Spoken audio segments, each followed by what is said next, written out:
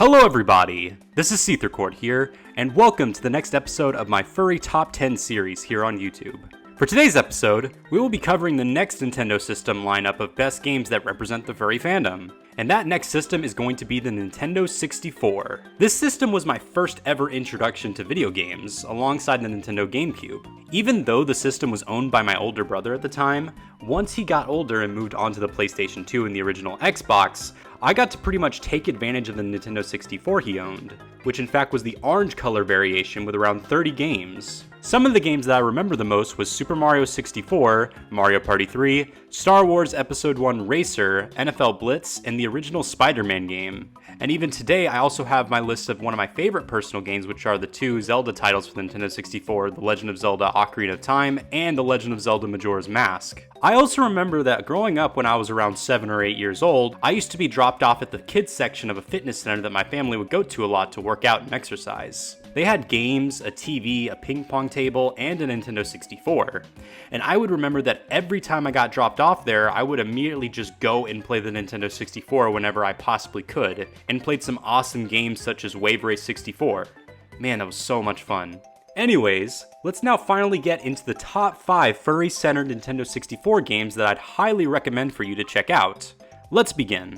To start out with number 5, we have two games which are a part of a series that originally began on the Panasonic 3DO of all places, and that was Gex. The Gex franchise is platforming based and centers around a television-loving gecko named Gex.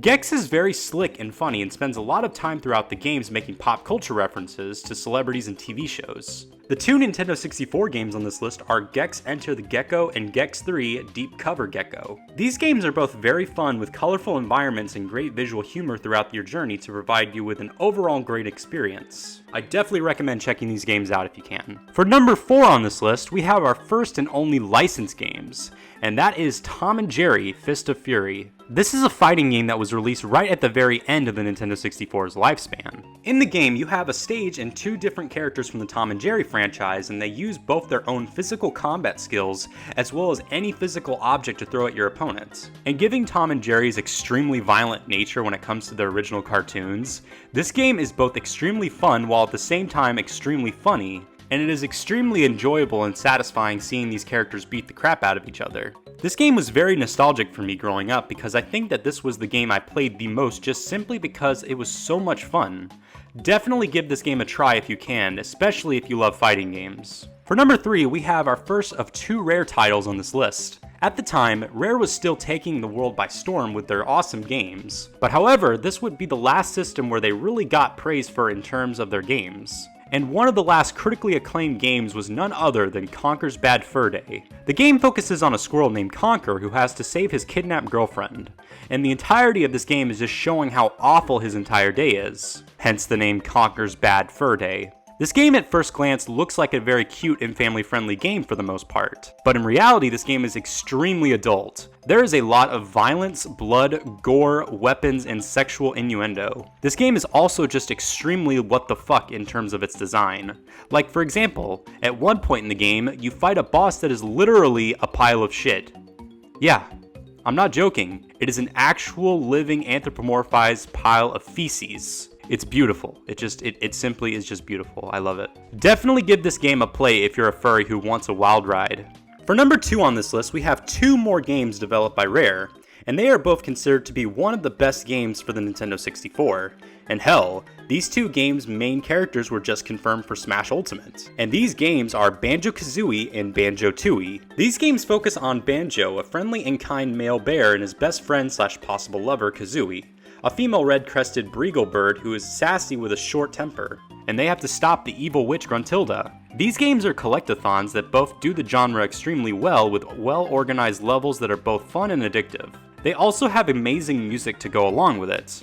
I definitely recommend these 2 games. And for number 1 on this list, we have Star Fox 64 developed by Nintendo themselves. This is considered by many people to be the best and most revolutionary game for the Nintendo 64. This being due to the introduction of the Rumble Pack feature being the first game ever to do so. This game was also very praised for its level design with how you can play through the game in multiple different ways, be it by taking different pathways throughout the game, which definitely encourages a lot of replay value.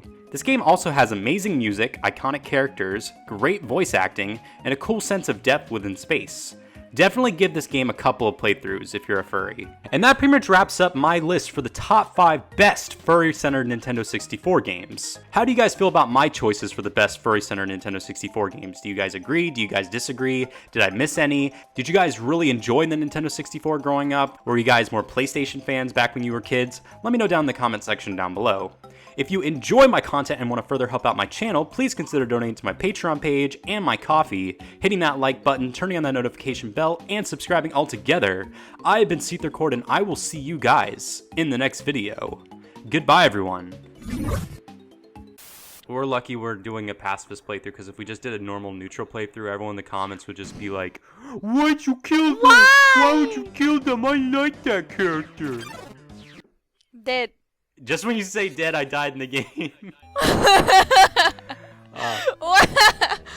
I forgot you died in this part.